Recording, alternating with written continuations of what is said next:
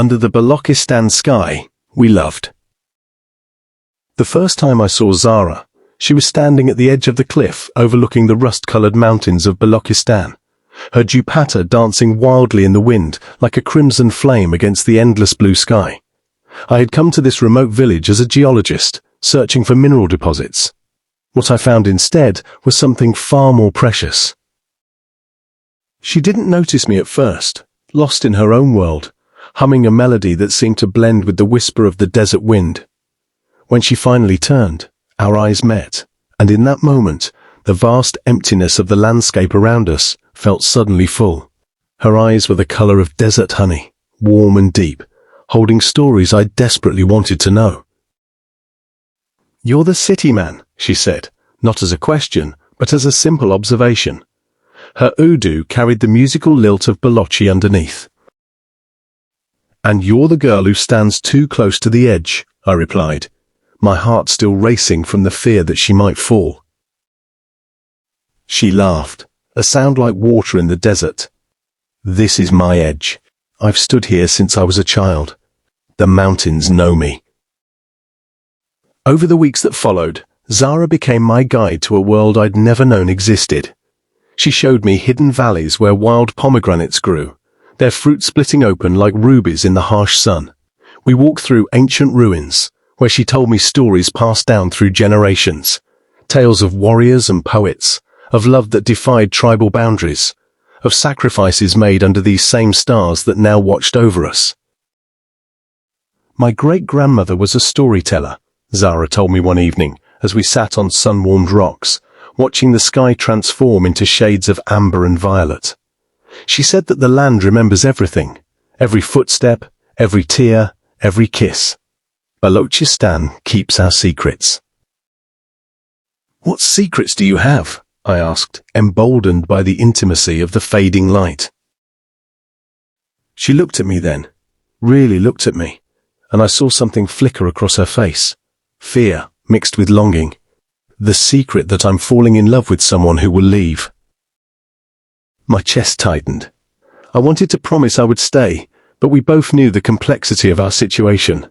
I was an outsider, a Punjabi from Lahore, and she was the daughter of a tribal elder. Our worlds were separated by more than just geography. "Then let's not think about leaving," I whispered, reaching for her hand. "Let's just think about now." And so we did. We stole moments between my work surveys and her household duties. She taught me to see beauty in the stark landscape I'd initially found desolate.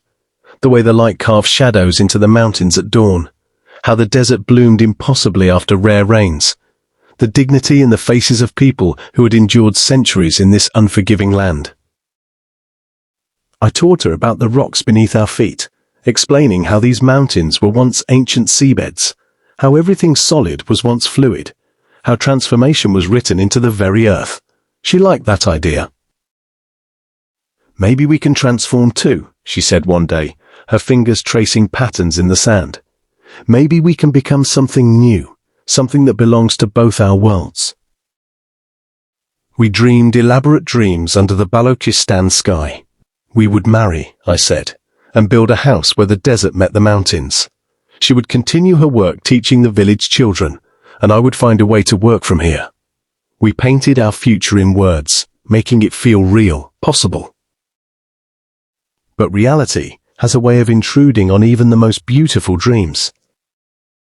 The night Zara's father discovered us talking near the old well, I saw our future crumble. His face was carved from stone, ancient and unyielding as the mountains themselves. "You dishonor my daughter and my family," he said, his voice terrifyingly calm. "I love her," I said, the words feeling both entirely adequate and completely insufficient. "I want to marry her, with your blessing." He looked at me with something almost like pity. "Love? You know nothing of what it means to love someone from here. Love is sacrifice. Love is understanding that some flowers cannot grow outside their soil." Zara stood silent, tears streaming down her face, caught between two worlds. That night, she came to me one last time, climbing through my window like a character from the story she loved. We held each other as the stars wheeled overhead, the same stars that had witnessed countless love stories in this ancient land. "Run away with me," I begged. She shook her head, her tears hot against my neck. "If I leave, I lose my family, my people, everything I am. And you would lose yourself trying to keep me. Love isn't always about holding on. Sometimes it's about letting go."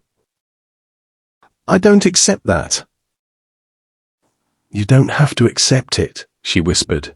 "You just have to live with it." She left before dawn, and I watched her silhouette disappear into the purple morning, becoming one with the landscape that had always claimed her.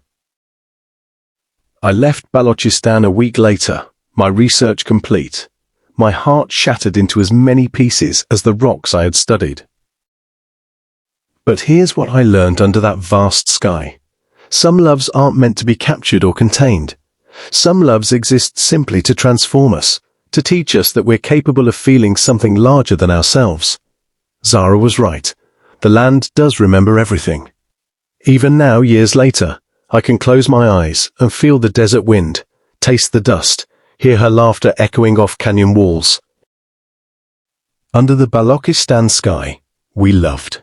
And in loving, we became part of that timeless landscape. Our story added to the countless others held in the Earth's memory. Brief, beautiful, and forever.